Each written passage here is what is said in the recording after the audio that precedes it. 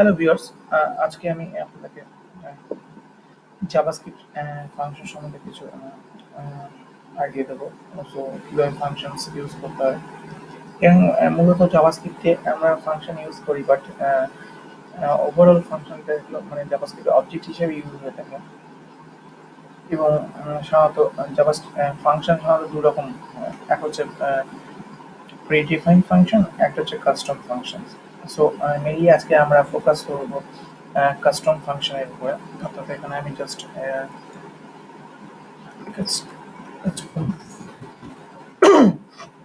Custom ফাংশনের উপরে আমরা ফোকাস হবে। আজকে আমরা করব মেনলি প্রি ডিফাইন্ড ফাংশনগুলোকে দেখিয়ে দিই। Document dot right alert actual console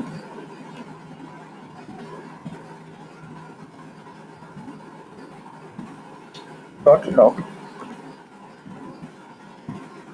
এই ফাংশনগুলো আমি আগেও ইউজ করেছি এবং প্রতিটা ভিডিওতে আমি এই ফাংশনগুলো, যারা টিউটোরিয়ালগুলো আছে আমার জাভাস্ক্রিপ্টে, এখানে এই ফাংশনগুলো আমি ইউজ করে থেকেছি। সো আপনারা ওখান থেকেও দেখতে পারেন, বাট আমি তাও যেহেতু এটা ফাংশন সম্বন্ধে জানানো হচ্ছে, সো আমি তাই না আবারও রিপিট করছি। তো এইগুলোকে বলছে pre defined function. This are pre defined function জাভাস্ক্রিপ্টে। অর্থাৎ এই ফাংশনটা কোথাও না কোথাও জাভাস্ক্রিপ্টে লেখা আছে, জাভাস্ক্রিপ্টের নিয়ম অনুসারে। সো আমরা এটা ইউজ করতে পারছি।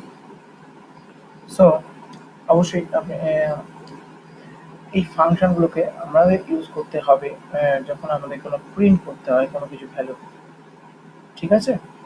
এবার আমরা যে কাজটা করব, আমরা কাস্টম ফাংশনের উপরে আজকে মেইনলি ফোকাস করব আমাদের এই ভিডিওটা। সো আজকে এটা আমাদের প্রিডিফাইন্ড ফাংশন। আমি জাস্ট এটাকে কমেন্ট আউট করে দিলাম। এবং জাভাস্ক্রিপ্ট বা যে কোনো প্রোগ্রামিং ল্যাঙ্গুয়েজে মাল্টিলাইন কমেন্ট করতে গেলে সো এইভাবে মাল্টিলাইন কমেন্ট করতে হয়ে থাকে। ঠিক আছে? মাল্টিলাইন কমেন্ট করলাম। তো এইটাকে আমি জাস্ট নাম দিলাম হচ্ছে প্রিডিফাইন্ড ফাংশন।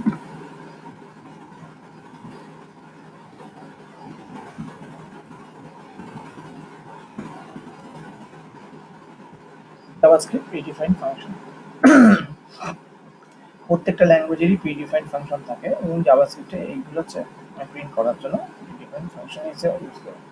সো বন্ধুরা, এই ভিডিওটা দেখুন, আমরা প্রথম থেকে দেখুন এবং একদম পুরোপুরি দেখুন ভিডিওটি শেষ পর্যন্ত।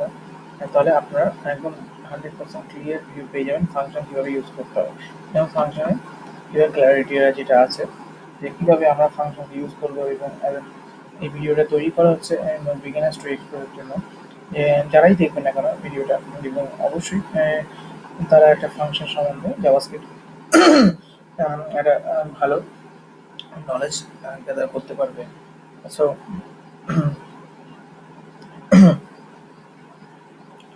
যেটা হচ্ছে আমি চলে আসি কাস্টম ফাংশনের মধ্যে। সো আমরা যে এই কাজগুলো করেছিলাম, এইগুলো হচ্ছে আমাদের জাভাস্ক্রিপ্টের নিয়ম অনুসারে আমাদের কাজগুলো করতে হচ্ছে। এবং আমরা আজকে যে কাজটা করব জাভাস্ক্রিপ্টে আমরা কাস্টম ফাংশন তৈরি করব, মানে অর্থাৎ আমাদের মতো করেই আমরা নিজেরা ফাংশন তৈরি করব এবং সেই ফাংশনটাকে কল করব এবং সেখানে তার কিছু অ্যাক্টিভিটিস থাকবে। সো এটা চলুন দেখি। ওকে, সো আমি একটা জাস্ট ভ্যারিয়েবল নিলাম, if you mc equals to একটা ফাংশন নেম দিয়ে দিলাম, ধরুন সামেশন করছি আমি কোনো একটা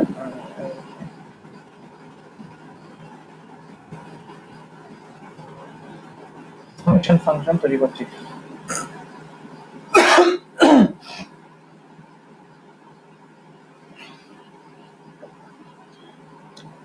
সামেশন ফাংশন তৈরি করছি এবং এই ফাংশনটা তৈরি অ্যাকচুয়ালি আমি এই ফাংশনের নাম দিয়েছি এবং অ্যাকচুয়ালি জাভাস্ক্রিপ্ট ফাংশন কি হয়, জাভাস্ক্রিপ্ট ফাংশনটা কি কাজ করে।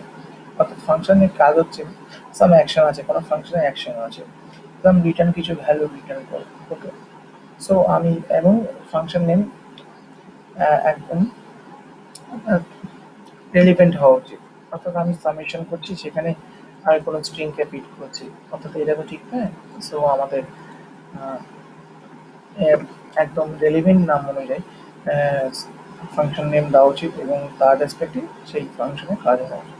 সো FUNCTIM, এই ফাংশন, that's JavaScript এর keywords function, এবং এই ফাংশন যখন লিখবো তখন এই সাম বলে যে ফাংশনটা আমরা তৈরি করছি, আমি তৈরি করেছি, সো এটার অ্যাক্টিভিটিসটা অ্যাজ এ মেথড অথবা অবজেক্ট হিসাবে জাভাস্ক্রিপ্টে, মেনলি অবজেক্ট হিসাবে জাভাস্ক্রিপ্টে ইন্ট্রোডিউস হবে এবং সেটা মানে জাভাস্ক্রিপ্টে অবজেক্ট হিসেবে তৈরি হবে। বাট কিন্তু আমরা যেহেতু ফাংশন কিওয়ার্ড দিয়ে দিচ্ছি, সো আমরা ধরে নিলাম এটা জাস্ট কল জাভাস্ক্রিপ্ট ফাংশনস, ওকে, কাস্টম ফাংশন।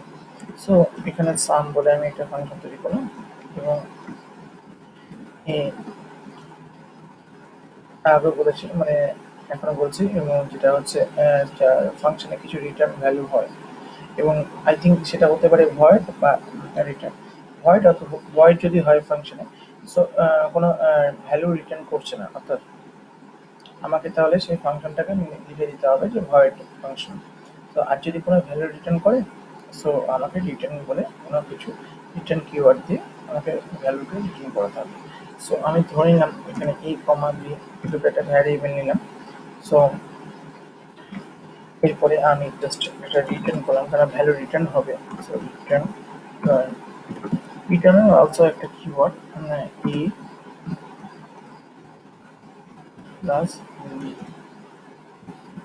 রিটার্ন করলাম, ওকে, ভ্যালু কিছু সামথিং রিটার্ন করলাম। ফাংশনটা কাজটা হলো, যদি এই ফাংশনটা তৈরি করি এবং এই ফাংশনটার কাজ হচ্ছে কোনো ভ্যালুকে রিটার্ন করবে সামেশন হিসেবে। তো আমি যখন এই সাম ফাংশনটাকে ইউজ করব, সো অবভিয়াসলি এই জিনিসটা আমাকে রিটার্ন করবে এবং রিটার্ন করে কি ভ্যালু দেবে এইখানে গিয়ে আমার স্টোর হবে। সো আমাকে এখানে এখন তো আমি যেহেতু ফাংশনটার মধ্যে করে প্যারামিটার ইউজ করেছি, সো দুটো ভ্যারিয়েবল নিয়েছি, সো আমাকে এখানে কোনো ভ্যালু দিতে হবে যেন স্টোর করানোর জন্য। সো আমি ধরুন 4 দিলাম আর 3 দিলাম, 4 অ্যান্ড 3। সো আমার তাহলে কি হবে কাজটা, সামেশনের মধ্যে এখানে হলো এবং এখানে গেল 4 এবং এইতে গেল 4, বিতে গেল 3, রিটার্ন করছে a প্লাস বি, অর্থাৎ 4 প্লাস 3 মানে 7, রিটার্ন করে কোথায় যাচ্ছে ফাংশনে এখানে স্টোর হচ্ছে। এবং আমি যদি এটাকে কনসোল দিয়ে ডট লগ, আমি যদি এই ভ্যারিয়েবলটাকে প্রিন্ট করি তাহলে দেখতে পারবো 7 রেজাল্ট শো করছে। চলুন দেখা যাক। সো এখানে দেখতে পাচ্ছি আমরা 7 রেজাল্ট শো করছে, অর্থাৎ আমি যদি এখানে এফইউএলসি এন্টার মারি, তো আমাকে 7 রেজাল্ট শো করবে। তো আমি এটাকে, এটা হচ্ছে প্রি ডিফাইন্ড ফাংশন আমরা, আমি এটা এইভাবে কনসোল দিয়ে করলাম এবং এবার ডকুমেন্ট ডট রাইট দিয়ে করছি, ডকুমেন্ট ডট রাইট, এর মধ্যে যদি আমি ফাংশনকে এফইউএলসি ভ্যারিয়েবলটাকে আমি যদি ইউজ করি, তো আমরা দেখতে পারবো যে ডকুমেন্ট ডট রাইট, অর্থাৎ এই যে সেকশনটা আছে এখানে 7 ভ্যালু প্রিন্ট করছে,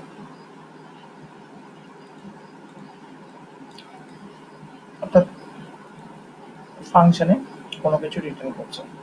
এবং এইভাবে আমরা একটা কোনো কিছু আরও একটা স্ট্রিং ফাংশন আমরা তৈরি করতে, স্ট্রিং অর্থাৎ আমরা যদি কোনো স্ট্রিংকে প্রিন্ট করতে চাই থ্রু ফাংশনের মাধ্যমে সেটাও করতে পারি।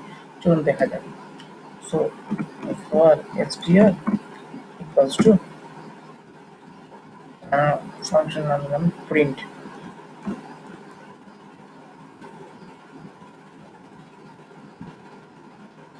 এবার আমাকে যে কাজ করতে প্রিন্ট ফাংশন আমরা নাম দিলাম, সো str এর মধ্যে, এবং এখানে আমাকে ফাংশনের অ্যাক্টিভিটিসকে ডিক্লেয়ার করতে হবে, অর্থাৎ ফাংশনটা যে তৈরি করলাম, এখন তো ফাংশনের কোনো কাজ হচ্ছে না, এই ফাংশনে কি কাজ হবে সেটা আমাকে দেখাতে হবে। frequency function function print, ফাংশনের কাজ হচ্ছে অর্থাৎ আমাকে কিছু ভ্যালুকে প্রিন্ট করে দেখাবে। অর্থাৎ এবার আগের ভ্যারিয়েবলটা আমি যে ফাংশনটা নিয়েছিলাম সেখানে আমার রিটার্ন হচ্ছে না, বাট এখানেও আমার কিছু রিটার্ন হবে, বাট এখানে স্ট্রিং রিটার্ন হবে। ওকে, আমি তাহলে এখানে একটা ডিক্লেয়ার করলাম var var p, মানে অর্থাৎ প্রিন্ট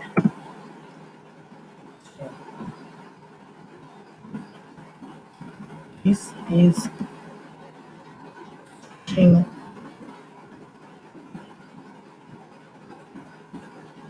variable। অর্থাৎ আমার এই ভ্যারিয়েবলটা অ্যাজ এ জাভাস্ক্রিপ্ট এই ইউজার ফ্রেন্ডলি ল্যাঙ্গুয়েজ, এবং যখন ভার্ব স্ট্রিং হিসেবে দিলাম ও দিয়ে যাবে যে অটোমেটিক্যালি এটা ভ্যারিয়েবলটা স্ট্রিং ভ্যারিয়েবল। সো এবার আমাকে করতে হবে রিটার্ন পি। যখন রিটার্ন পি করব, সো আমার তাহলে আমার এই স্ট্রিং এর মধ্যে গিয়ে স্টোর হবে এই this is string variable. So এবার চলুন দেখে নিই একবার কনসোলে console dot log console dot লগে এসটিআর কে আমি যদি প্রিন্ট করি, সো অবশ্যই দেখতে পারবো দিস ইজ স্ট্রিং ভ্যারিয়েবল। এবার রিপ্লেস দিয়ে right click okay, expect this is string variable। অর্থাৎ বলতে পেরেছেন আমরা একটা প্যারামিটার নিয়ে করলাম একটা ফাংশন কে পাস করার ভ্যালু উইদাউট প্যারামিটার ভ্যালুকে পাস করলাম। সো এইভাবে আমরা ফাংশনকে আমরা ইউজ করে থাকি। যদি আশা করি এই টিউটোরিয়ালটি ভালো লাগলো তবে অবশ্যই সাবস্ক্রাইব করবেন। Thank you.